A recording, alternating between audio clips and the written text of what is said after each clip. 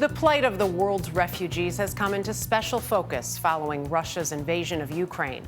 A report this week by the UN Refugee Agency says more than 1 million people have fled to Poland, Hungary, and other nations, with as many as 4 million more expected to follow if the war continues.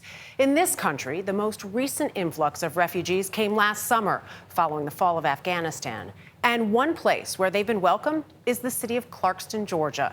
Over 4 decades, the city has hosted so many refugees from so many countries that it's become known as the most diverse square mile in America. How difficult was it to leave Afghanistan for you? We spent our whole life in Afghanistan.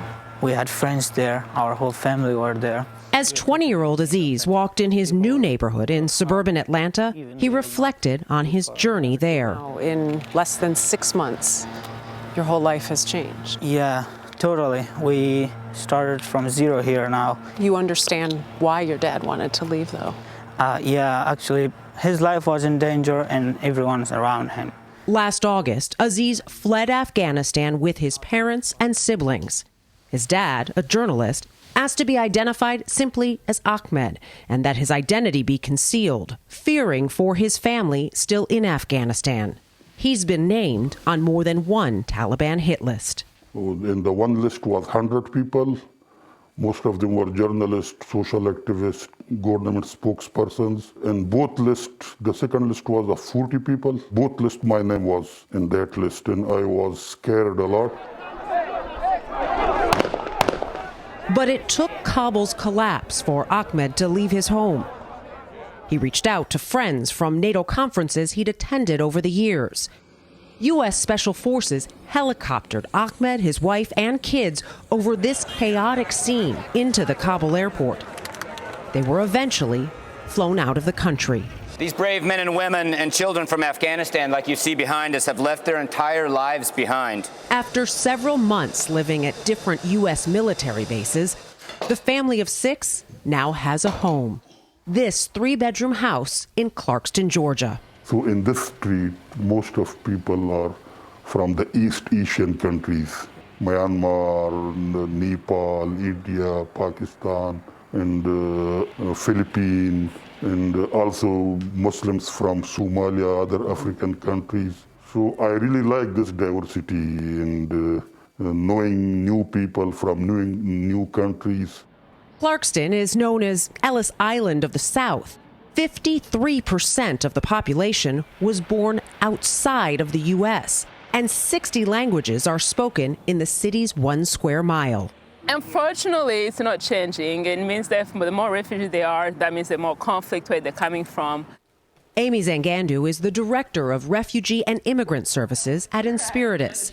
The Atlanta-based nonprofit resettled Ahmed's family and thousands of others since 1981.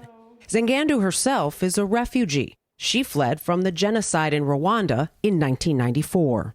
What is so special about Clarkston? We have housing partners that were willing to be ready and work with us. The location is accessible to public transportation. We have English classes, and we have families that have been here for a long time that has established ethnic restaurants and grocery stores. It's a welcoming city, and it's been that way for a very, very long time.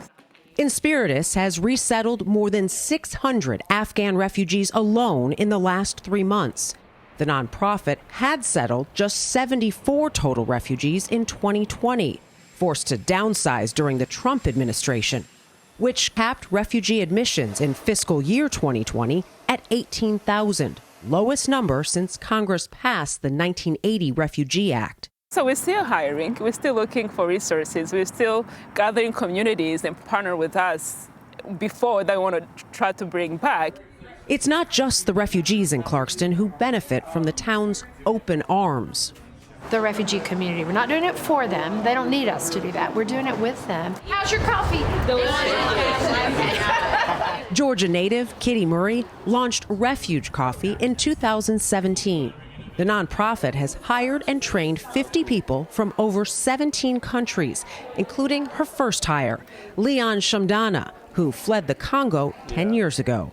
Refuge Coffee, when we started, even today, we are like people from the big family, you know, I can put it like there's a people from a big family, different mother, but one father.